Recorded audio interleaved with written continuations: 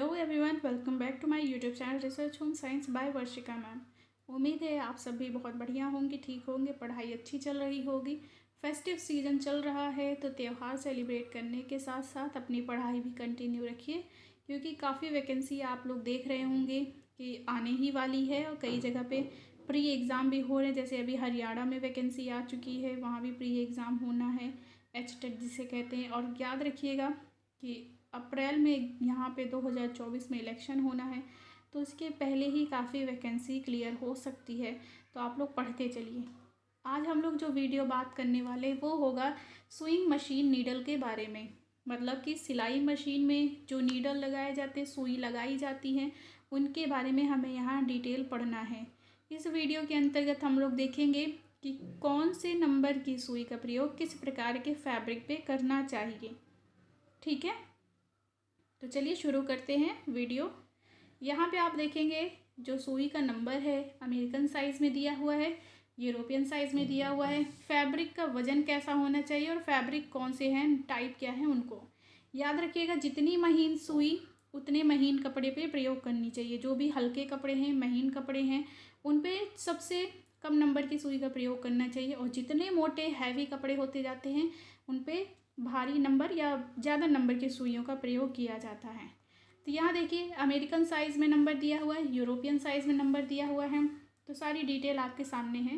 देखिएगा American size में अगर कोई सुई 8 नंबर की है तो यूरोपियन में ही इसे 60 नंबर माना जाएगा। और किस प्रकार के कपड़े पे इनका प्रयोग करते हैं, ऐसा फैब्रिक जो वेरी फाइन हो, वेरी फाइन मतलब बहुत ही महीन, जैसे कि silk, chiffon, organza, vial, less आदि, इन सब फैब्रिक पे 8 नंबर की सुई का प्रयोग करना चाहिए। फिर है 9 और 10 नंबर की सुई, तो इसमें क्या अंतर है। इसे ही यूरोपियन साइज़ में 65 और 70 नंबर कहा जाता है। इनका भी प्रयोग याद रखिएगा महीन कपड़ों पे ही किया जाता है, और ये उनका उदाहरण है। फिर आएगा 11 और 12 नंबर सुई। यूरोपियन साइज़ में यही होंगे 75 और 80। याद रखिएगा ये नंबर साइज़ जो है ना, ये हमारे लिए ज़्यादा इंपॉर्टेंट नेम है। इस नंबर से अभी तक में तो प्रश्न नहीं बने हैं, लेकिन हो सकता है नेट जेआरएफ में आपको इससे भी दिख जाए नंबर से बनते हुए प्रश्न। तो याद रखिएगा अमेरिकन साइज़ से तो अक्सर पूछा जाता है। 11 और 12 नंबर की सुई का प्रयोग हम लोग करेंगे लाइट वेट कपड़े पे, हल्के कपड़ों पे, जैसे कि cotton voile, silk, synthetic, spandex and Lycra, इन सब फैब्रिक पे।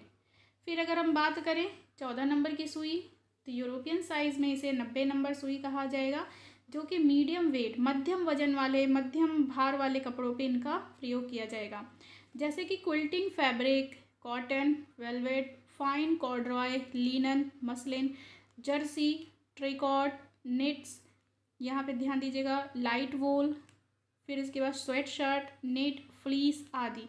याद रखिए ये सब फैब्रिक है। आप देखेंगे कि कॉटन फैब्रिक आपको यहाँ भी दिख रहा है, यहाँ भी दिख रहा है। तो कॉटन की भी कई वैरायटी होती है, जिसमें हल्का भी होता है और भारी भी होता है।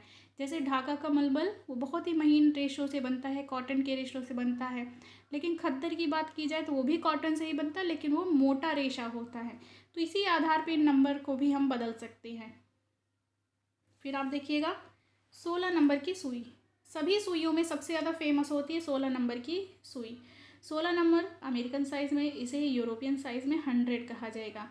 तो इनका प्रयोग किया जाएगा हैवी वेट वाले कपड़ों पे, जो भारी कपड़े होते हैं, जैसे कि denim, corduroy, canvas, duck, suiting, leather आदि। ठीक है, फिर इसके बाद देखिए 18 नंबर।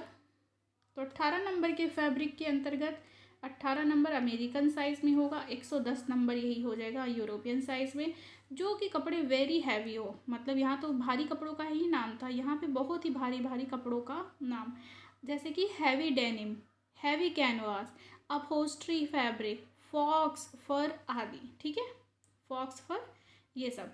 जैसे ध्यान दीजिएगा कि जो डेनिम, मतलब डेनिम का मतलब जीन्स नहीं होता, डेनिम एक फैब्रिक है।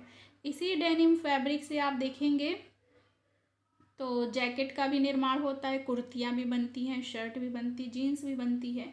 लेकिन जो डेनिम की जो कुर्तियाँ हैं, शर्ट हैं, वो कपड़े महीन होते हैं, लेकिन जो डेनिम की जीन्स होती है वो काफ़ी मोटी होती है, हैवी होती है। तो यही दोनों अंतर है, यहाँ पे हैवी डेनिम का प्रयोग, यहाँ पे डेनिम का प्रयोग। याद रखिएगा कि यही सब यहाँ पे आप देख रहे हैं एक अपहोस्ट्री है। अपहोस्ट्री फैब्रिक समझते होंगे आप लोग। जैसे कि जो सोफ़ा सेट है, तो सोफ़ा सेट में सोफ़ा की जो गद्दियाँ होती, फर्नीचर की, लकड़ी का फर्नीचर होता है, उस पे जो गद्दियाँ लगती हैं, उन गद्दियों के अंदर फ़ोम या स्पॉन्ज भरा जाता है, रुइयाँ भरी जाती, कॉटन भरे जाते हैं। तो उनके अंदर भर करके जब उस कवर को सिल दिया जाता है तो उन्हें ही हम अपहोस्ट्री कहते हैं। लेकिन एग्ज़ाम में अक्सर आता है अपहोस्ट्री क्या है, फर्नीचर को ढकने वाला कपड़ा। देखिए, फर्नीचर के ऊपर जो हम कपड़ा डालेंगे, बेड के ऊपर बेडशीट डालेंगे, सोफ़ा के ऊपर सोफ़ा कवर डालते हैं। लेकिन अपहोस्ट्री का सही अर्थ ये है कि जैसे मान लीजिए, जो अगर आप पिलो की बात करें, तकिया की बात करें, ठीक है, तो तकिया के ऊपर हम ऊपर से कवर लगाते हैं, उसके अंदर एक ऐसा हिस्सा होता है कि जो कपड़े का ही होता है, लेकिन उसके अंदर रुइयाँ भरी रहती हैं। तो उस रुई के ऊपर जो एक कवर है जो कि सिला हुआ है, उसे हम लोग अपहोस्ट्री कहते हैं, ठीक है, तो उसे ही हम लोग अपहोस्ट्री कहेंगे। तो सोफ़ा का कोई अपहोस्ट्री है या किसी भी फर्नीचर का है अपहोस्ट्री, हैवी कपड़ा होता है, मोटा कपड़ा होता है, तो इसलिए हम मोटे नंबर की सुई या ज़्यादा नंबर की सुई का प्रयोग करते हैं। अब देखिएगा, अब आता है 20 नंबर की अमेरिकन साइज़, 120 नंबर यही हो जाएगा यूरोपियन साइज़ में। तो इसमें कौन से कपड़े प्रयोग होंगे, जो वेरी वेरी हैवी हो, बहुत ही भारी कपड़े हों। तो इसमें क्या आएंगे, एक्स्ट्रा हैवी फैब्रिक। ध्यान दीजिएगा, पर्दे वगैरह भी काफ़ी हैवी होते हैं, टेंट हाउस में सिले जाने वाले कपड़े, टेंट बनाए जाने वाले कपड़े, ये सब काफ़ी मोटे कपड़े होते हैं। तो इन्हें निर्मित करने के लिए मोटी सुई का प्रयोग होता है। जैसे कि कोई बैग है, बैकपैक है, स्कूल बैग है, पर्स है, इन्हें सिलना होगा तो भी मोटी सुइयों का प्रयोग होता है। तो याद रखिएगा, ऐसे फैब्रिक जो कि काफ़ी मोटे हों, हैवी हो, तो उनमें 20 नंबर की सुई का प्रयोग किया जाता है, ठीक है। अब हम लोग एक और भी तरीका देख लेते हैं जनरली याद रखने के लिए, ताकि आपके एग्ज़ाम में अगर प्रश्न बनता है तो इस तरीके से भी आप चार्ट एक याद रखिएगा। उसके बाद और भी एक तरीका है इन नंबर को याद रखने का। देखिएगा, वस्त्र एवं सुई नंबर, जैसे कि महीन, टेरिकॉट, सिल्क कपड़ों पे हम लोग जनरली 9 नंबर की सुई का प्रयोग करेंगे। लिनन, कॉर्डराय, परकेल कपड़ा हो तो 14 नंबर की सुई का प्रयोग करेंगे। डेनिम, ड्रेपरी, गैबर्डीन कपड़ा हो, गैबर्डीन यहाँ लिखा है, आप याद रखिए गैबर्डीन ना होता है शब्द, गैबर्डीन शब्द होगा अगर कपड़ा, या फिर साधारण सूती, ठीक है, यही प्रश्न आया था, साधारण सूती पे कितने नंबर की सुई का प्रयोग होता है, तो आंसर होगा 16 नंबर। सबसे ज़्यादा इंपॉर्टेंट यही 16 नंबर सुई होती है।